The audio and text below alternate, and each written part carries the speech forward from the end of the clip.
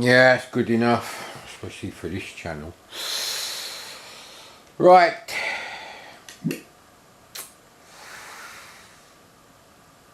Let's see, where did I put the stuff then?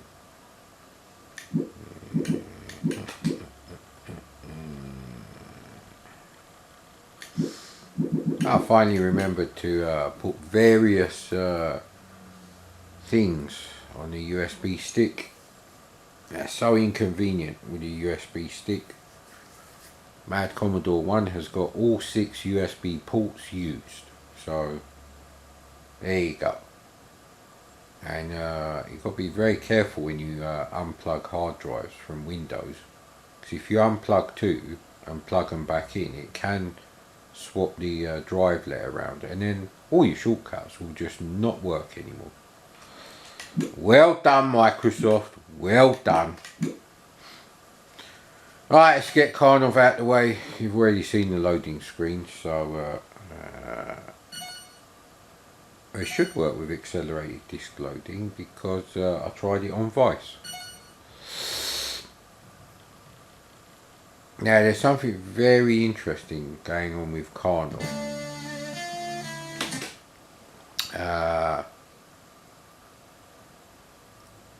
On the Spectrum version, the foreground colour seems to be the black bits, and the background colour seems to be the coloured bits.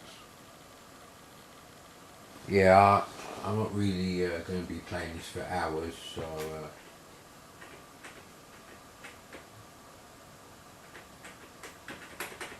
it takes ages on this stupid thing.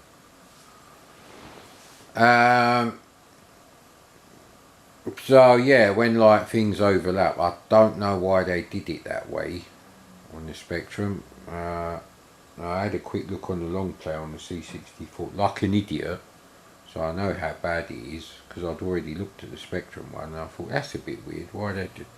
Anyway, this is by Activision, as we said already. Get the map that leads to the treasure. Woohoo! Not looking forward to this one at all. There's no music at all. And these are not bitmap based high-res graphics, which is what the Spectrum does. These are character based.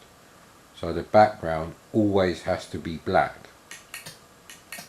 On the Spectrum, every single character block, because there is only one screen mode, can have any 2 of 16 possible colour combinations. So that don't seem to be the case here. So look at that scrolling. It runs about the same speed as Altered Beast on the Amstrad CPC, really, which is bad for an Amstrad CPC. As God indicates, I am correct with a thunderclap there. So look at this crap, look, absolutely shite.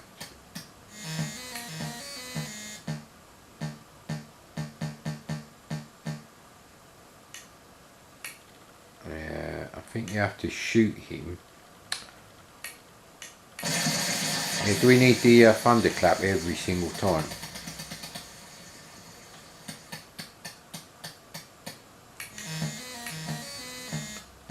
Yeah, well, if you moved a bit faster, you might actually make it.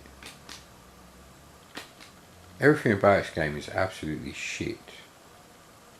It's like a Tesco value C64 arcade conversion. I don't even know if they did this on the Amiga, but oh no! You get blocked there. Right. Okay, so we do have to jump somehow onto something there. This is why you get so many bloody lives. Because it's a shit game.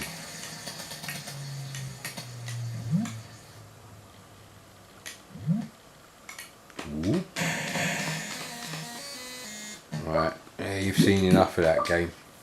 And you knew it would be like that, so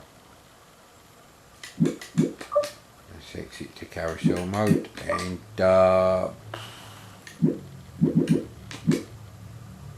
let's check out Blackmore Castle.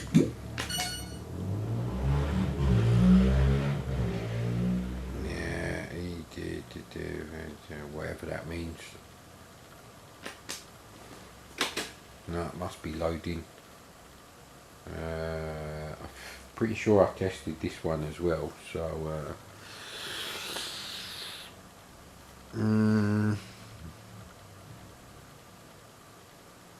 do I feel like playing rubbish or unknown C64 games? Mostly from the later part of the C64 back catalogue, which are definitely worse. I made a comment the other day. I think Jonathan Dunn is overrated, and it was like I killed their fucking kid or something, or knob. It was like J.E.'s, yes, thank you. And their response, yet again, because the examples they give me are always shit. Last time it was all 1990s C64 games are fucking worse than the late 80s to mid 80s stuff. And this time it was, don't like Platoon, everyone likes Platoon. I fucking listen to Platoon, mate, and it's for cocksuckers. I said in the stream, I said fucking, yeah, I like the Robocop tune. You know, but Jonathan Dunn is overrated. He is no Hubbard, he is no Galway, he is no David Whittaker, he is no Jerome Tell. He's not in that class, and the same goes for Tim Foley. I can only think of one Tim Foley game that has music I really like. It's on Ghouls and Ghosts. I wouldn't go to the trouble of downloading a SID for any of the other stuff he's done. And that's before you exclude, you know, demo group musicians like Fanta, who done the SID conversion of the tunes for the C64 conversion of the Amiga Desert Dreams demo. They are fantastic. They are above Hubbard. You know, they are really right up there with like, wow, not only is this great music, but it's amazing that it captures, you know, the whole essence of the sample based Amiga music. And on the Amiga, that's one of the best mods I can think of. On, you know, I think they're labelled Desert Dream 2 and 3. The first one is just the intro. Let's go! Fucking hell, this isn't even compiled basic. So why can't I get that one? You got to press the button loads of times now.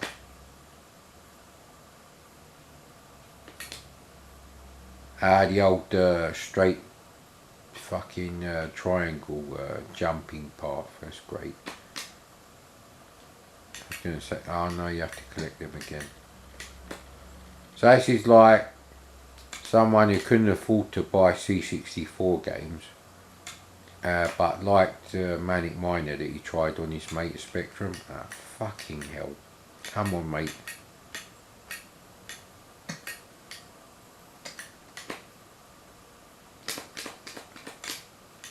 Yeah, Jesus Christ.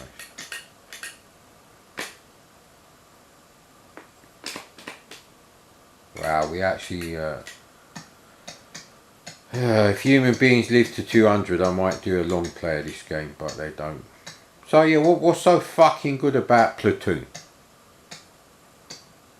Never mind the game, I don't really rate the game that much, but we're talking specifically the SID tunes here. Well, what is so great?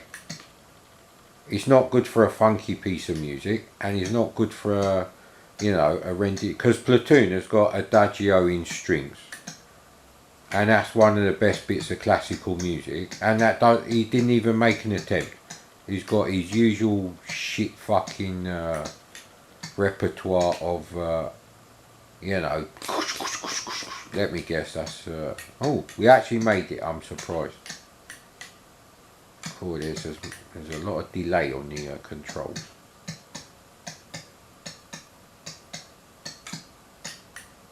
It's not a high-res screen or anything, and even if it was, you're moving the sprite, that makes zero difference.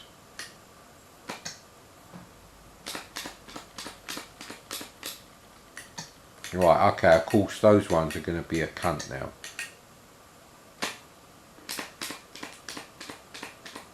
Fucking hell. How am I supposed to get that one, you bastard?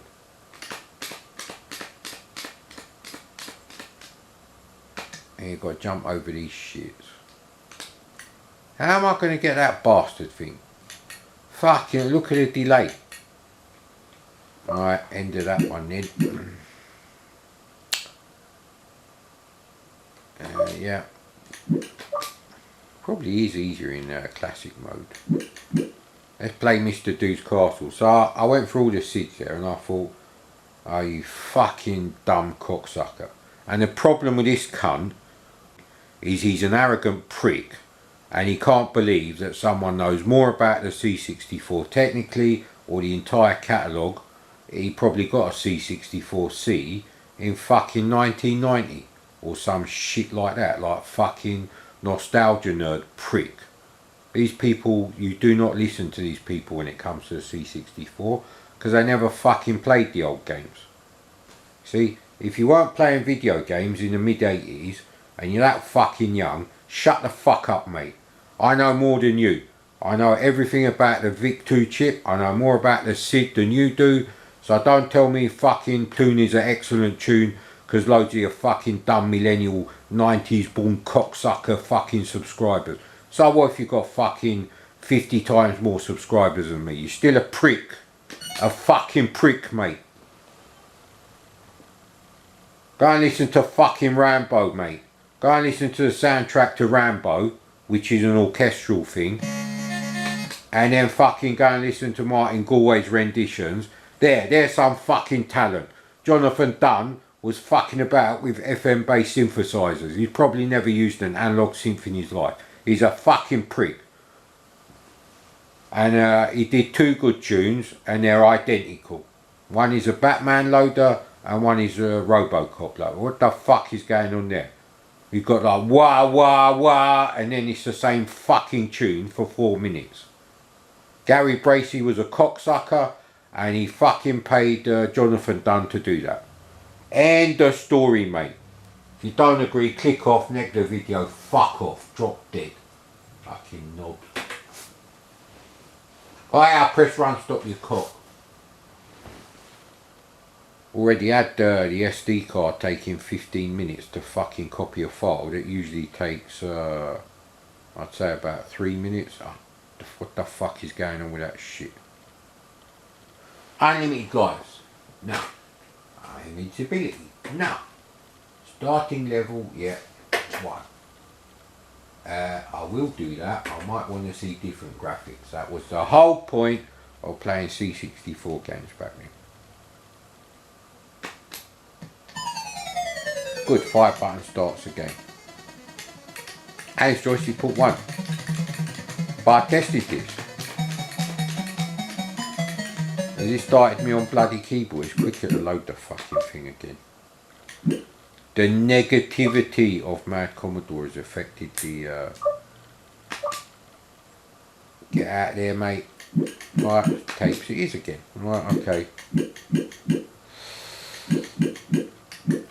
Let's try C for cunt, because I seem to encounter a lot of those in live streams. Fuck you, mate. I know more than you. Just fucking accept it. Don't be a fucking prick every day of your life. I knew it was going to be a fucking problem. You're not allowed to say anything. What's wrong with Jonathan Dunn? Everyone loves Platoon. You mean everyone who's a prick like you, mate? Probably. Now, the interesting thing is... I did check out Ollie and Lisa on GameBase and I couldn't find Ollie and Lisa 2. Well, Lisa. And I think it's called Ollie and Lisa 2 Halloween something or other on the Spectrum, so it does exist. It didn't get converted for some reason. Ooh, on-court tennis. On-court tennis, I think I've done that actually. Definitely done the Omega run. So I thought maybe it's like the Omega Man. Yeah, in the end I just blocked him, and like a dumb prick he's still typing, because I can see other people and you know, in the stream saying he's already said he's blocked you, leave it, I'll have a chat with you later. Yeah, go and have a cry with your bum chum, you fucking prick. Exactly, mate. Nah, where are all the fantastic games? Let's try S Space Ding Dong and well, there's going to be a lot of street here then, isn't there? I don't like Storm. I played Stop the Express. I played Stock Car. Oh, I have to see if I can find a copy of Deliverance for the Amiga. You know, a real copy on eBay. Because I'd forgotten that Deliverance on the Amiga is nothing like, you know, just the 8-bit versions. It's actually pretty nice. It's not a 10 out of 10 game. That would be Shadow the Beast. And if you don't like Shadow the Beast as a game, then it just means you don't like Rastan Saga 1 or 2 in the arcade. It doesn't mean there's anything wrong with Shadow the Beast. That was their mission. We want to do a Rastan Saga style game, but for copyright reasons it can't be like that. So they went with the old Rodney Matthews fantasy artist kind of theme to the graphics, and it's fantastic, mate. Absolutely fantastic. I've done Suicide Express, I've done Suicide Strike, Suicide Voyage. I think I tried to load up Subutio, and you know what, let's check that, because I've definitely remembered to change the you know, _J1. I didn't do it for Bad Dudes versus Dragon Ninja, because I thought I can't play that on tape anyway, so I'd need to run it from disc. I don't know if I played that on this machine. I played it on Vice. I played it on a real C64, which is correct. Right, excuse me, I'm getting fucking fed up with Windows shitting all over the hard drive platters. Key to disk. You got that right, mate. Good. Alright, another shit video on my dead channel is finished. Right, okay, let's shut you down. Maybe I'll watch a bit of Mark Thomas later. Not with kebab in pita bread, because I can't find the yeast. Normally that won't be a problem, but today is Saturday. It's very fucking busy in the shops, and I don't really want to die. I don't do requests. Fuck off, you dumb cunt. Oh, he actually swore, and he didn't get banned in the stream. And I just said to him, yes mate, apart from people like me and Mark Thomas, most people who resort to swearing when they can't win their argument, it just proves they've got a low IQ. And he said, yeah, I've got a low IQ. I said, I knew it. And I said, and then my next comment was, you know, thank God it's so easy to block people in live chat on YouTube. They got something right, something like that. And obviously I didn't see anything he said after that. I was like, I've got no interest in what you got to say. And you know what? I hadn't even listened to Platoon. I was like, But yeah, that's my point. Jonathan Dunn is no Hubbard. There must be 20 Hubbard tunes you would actually sit and listen to. You know, pick any one of them. Last V8. There you go. I just thought of a Hubbard tune. Shit game. But if I had the SID file and I wasn't using the C64, I was using Old Faithful, I might listen to that. Especially if my C64 is connected to my you know, Sony Dolby amp. That's got really nice sound on that. And Spellbound, Mega Apocalypse, Thing on the Spring, Phantom of the Asteroid, Need I Go On, Light Force. What the fuck has Jonathan done, mate?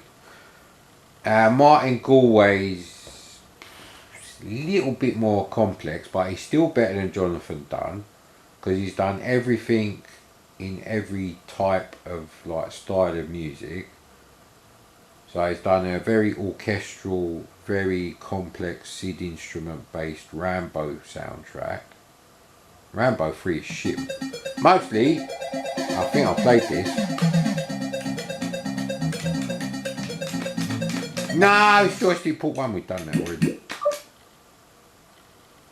So yeah, you've got like the Arkanoid, you know, title music. Did Jonathan Dunn do the music on Arkanoid 2?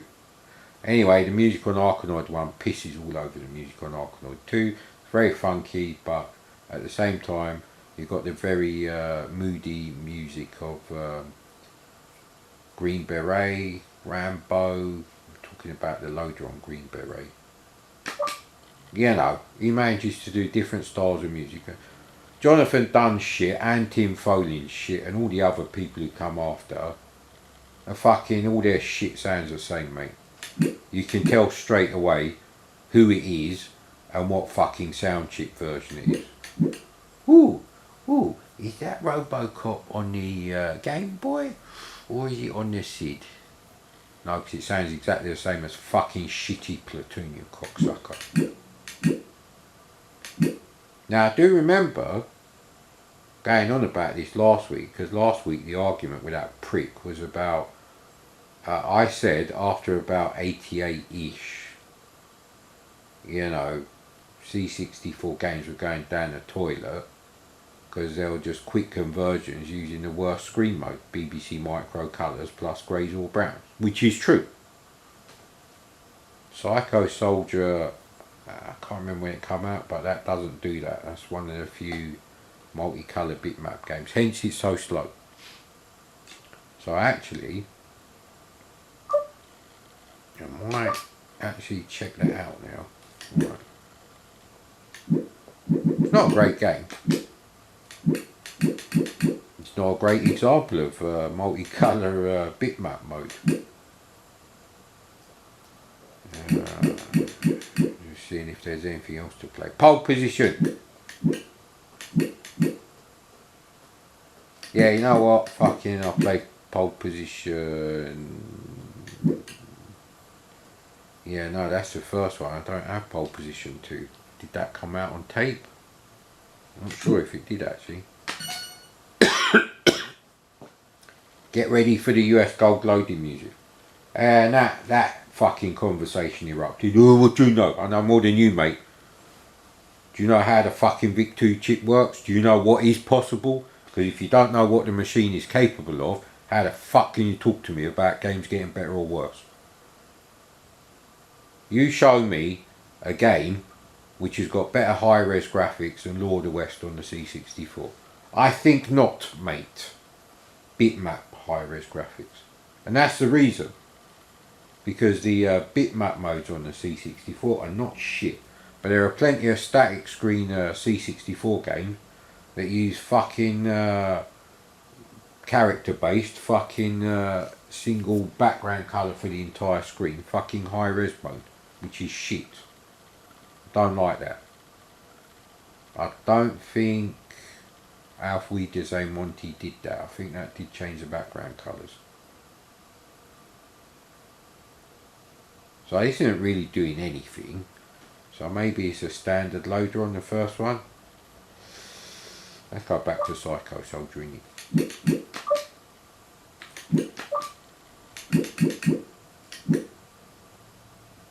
Popper what? Popper something by Commodore. Post-apocalypse. Now I bet that's some shoot 'em up construction kit bullshit.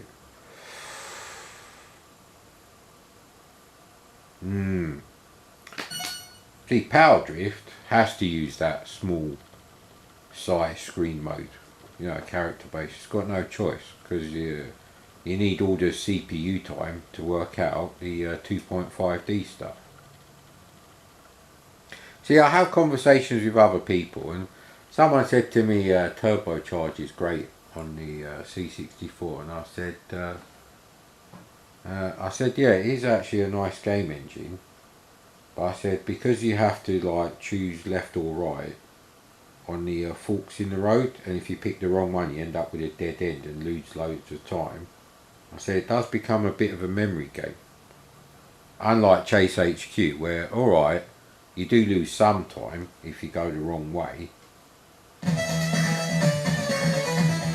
Isn't Dave Lowe Uncle Art? And he was absolutely fine with that. He didn't go flying off the handle. So it's the attitude that you know, the British retro gaming channels, and when they say that they're talking about the Patreon pricks. You know, fucking Slopes Game Room was showing video footage of the wrong version of Space Harrier on the Amiga and slating it. I'm like, you got the wrong fucking version, mate. That's Space Harrier 2. Elite did Space Harrier on the Amiga, which is what you're talking about. No. Space Harrier 2, I don't even know if it come out on yesterday. But yeah, you got that knob. Nostalgia fucking turd face cunt. Octavius tit fun. She ain't got a fucking clue what she's doing. Top Twat Gaming. Got that one. And these are the ones that are always brought up like, ugh. There are channels that do have Patreon that are not shit though.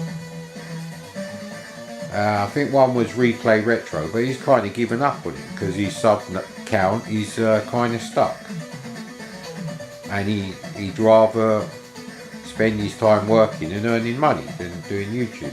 So, you know, but any channel that's got more than about, I'd say 15,000 subscribers, yeah, I wouldn't bet my house on it, but I'm pretty sure it's going to be a shit channel, mate, because there's not enough people with good taste in the retro gaming community to make up 15,000 subscribers.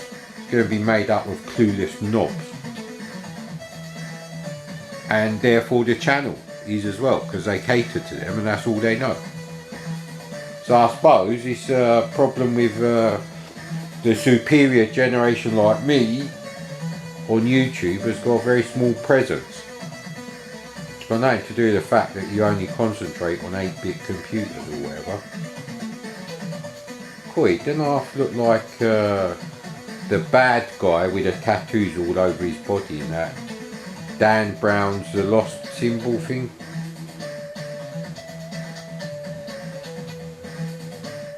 Actually, that's funny because in the last 2 weeks I've seen Eddie Izzard twice on TV. So once in that, but it was also on something about Hornby Railway. Yeah, you know, train sets, those toys. I was watching an episode of that and he happened to be in it. I think he had some work commissioned for some sort of layout, and they're showing it in some museum, I think. Yeah, so don't see Eddie Izzard for like yonks and yonks, and then he pops up twice in like a fortnight. That's weird. So what else have we been watching? Don't know actually.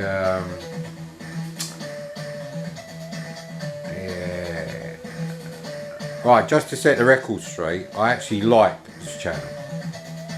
He's a nice enough geezer, and his channel is very good. I'll go on there to see what he's playing. Now, if it's a live stream subject of the type of games I don't like, then I won't watch it. But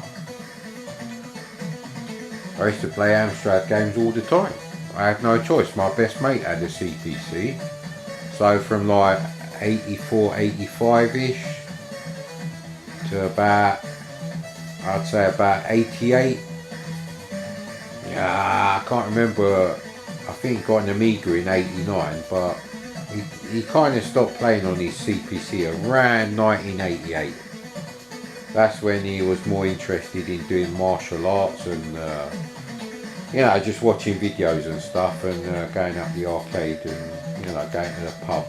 It's that sort of age, mate. So yeah, actually, yeah, age has a big thing to do with it. If you get like, if you get a C64 when you're like 16 or 17, then you're going to get bored with those kind of games by the time you're like 19, 20. You are actually going to want something like, the arcade games you're playing. You want something more sophisticated. Your taste improves, sir.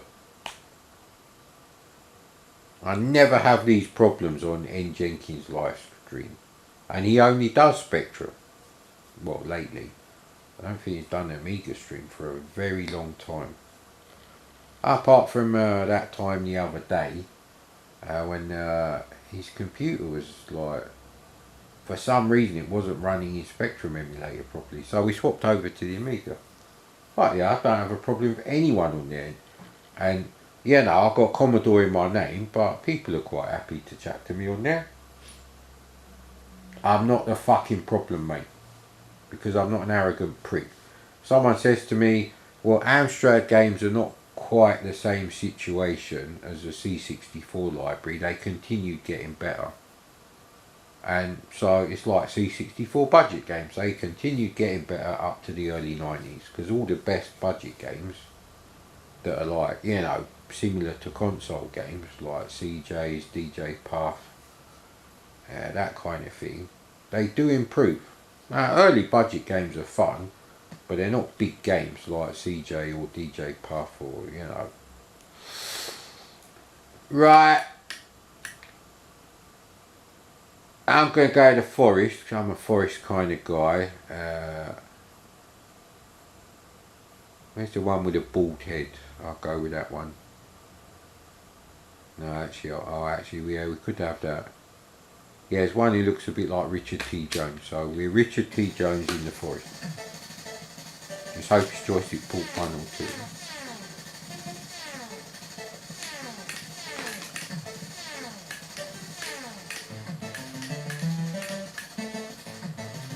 Yeah, so the entire backgrounds are like, I think, 4 colours. Yeah, grey. No, hang on. There's red, green, blue, grey, black. Yeah, so that's 5 already. So he does use colour ramp, but only in limited amounts here and there. I think that was yellow up there. So okay. Now that we've seen all them graphics, so it goes along at a fair old rate. And it looks the way it does for speed reasons. It's a technical issue. And this game isn't a multi-load, you have to remember that. Now, Chris Butler famously said he found a way of doing a tilt effect, but Activision specifically said to him they don't want a multi-load for this one. They just want like a single loader, which is a bit weird, but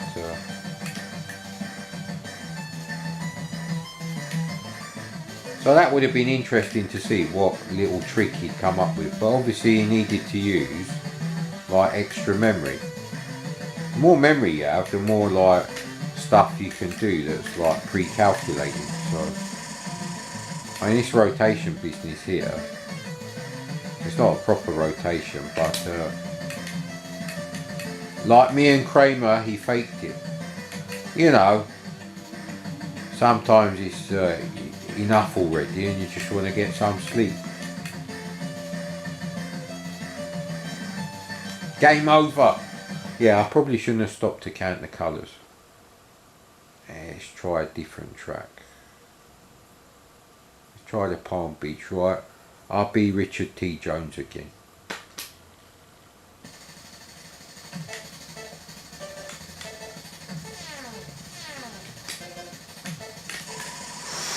Ooh.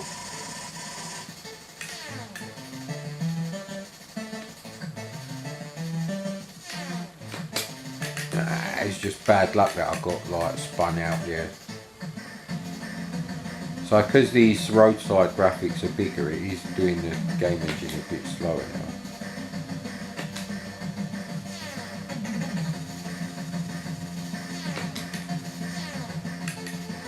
There we go.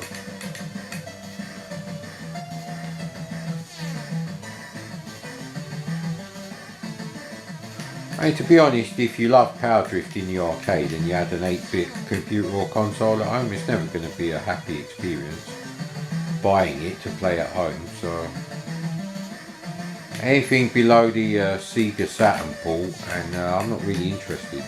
The same goes for Chase HQ.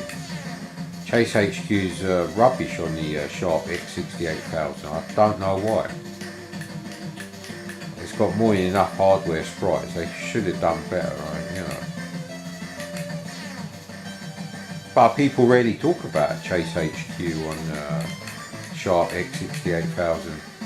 It's all great until the actual game engine starts.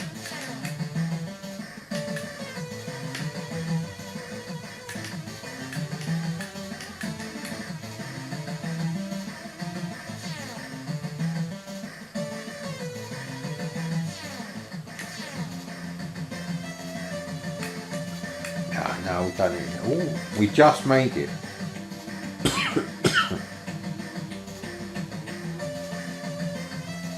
Ooh. Anyway, to be honest, I'm not interested in channel wars. I just fucking record my fucking video diary. I just happen to be playing games when I'm doing it. Oh no, I don't like these courses. Ah, it's so tricky. Let's drop down the gear, maybe we can make the turns. Yeah, I don't really like that about Power Drift. That's my problem with Power Drift. Better start overtaking soon, mate. So we're going to lose time. Ah, right, see, I'm no good at this level. Yeah, I'm just trying too hard now, like Damon Hill when he was Ayrton Senna's teammate and he was like 12 points behind in the grid.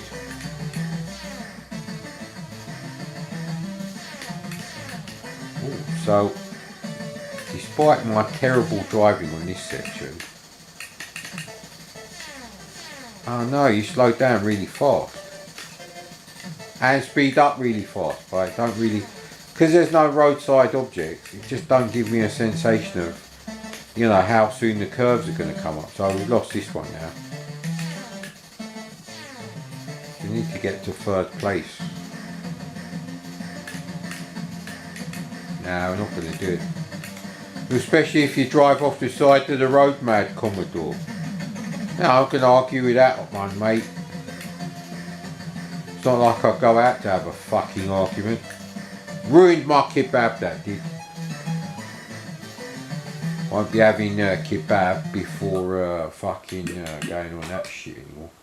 I'm not going to stop going on that stream. I ain't done anything wrong. I've played Predator. Never tried Predator 2.